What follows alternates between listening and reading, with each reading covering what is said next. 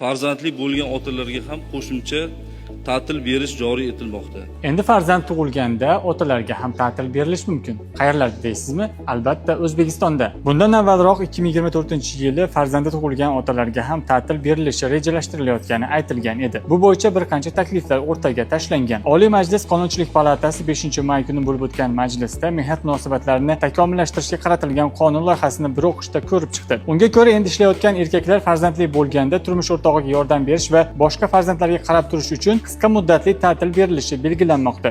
Mehnat sohasida tazyiq va zo'ravonlikni taqiqlovchi hamda bundan jabrlangan shaxslarga qo'shimcha ta'til berishni nazorat qiluvchi normalar kiritilmoqda.